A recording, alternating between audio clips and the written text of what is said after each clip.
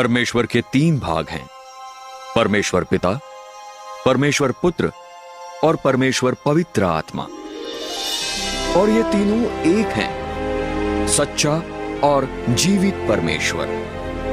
सब तीनों अलग अलग हैं, फिर भी ये तीनों एक हैं।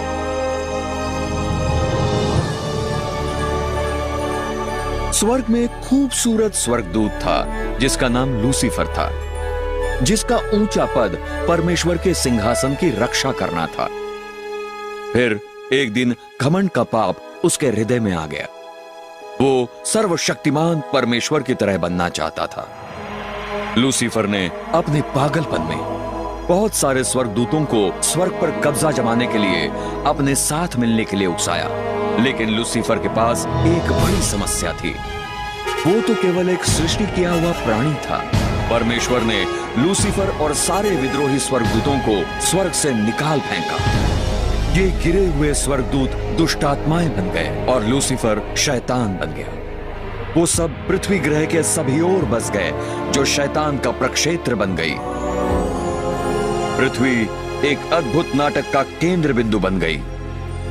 अब मुख्य खिलाड़ियों में से एक को आगे लाने का समय आ गया था।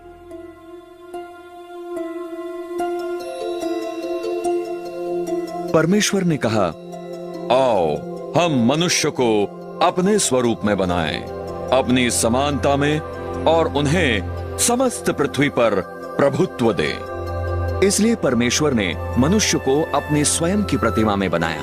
परमेश्वर की प्रतिमा में उसने उसे बनाया, नर और नारी उसने उन्हें बनाया। और प्रभु परमेश्वर ने पृथ्वी की धूल से मनुष्य की रचना की और उसके नथुनों में जीवन की सांस फूंकी, और मनुष्य एक जीवित प्राणी बन गया। आदम सिद्ध था और सर्वदा जीने के लिए बनाया गया था। लेकिन शैतान बहुत क्रोधित था। उसके क्षेत्र में एक नई सृष्टि ने धावा किया था, जिसका नाम था मनुष्य।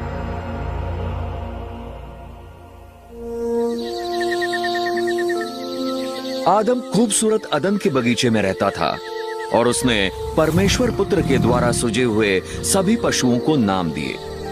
आदम परमेश्वर के साथ मेल में चला और प्रभु ने उसे सभी जीवित प्राणियों पर शासन दिया। परंतु शैतान आदम से नफरत करता था और उसे मरा हुआ देखना चाहता था।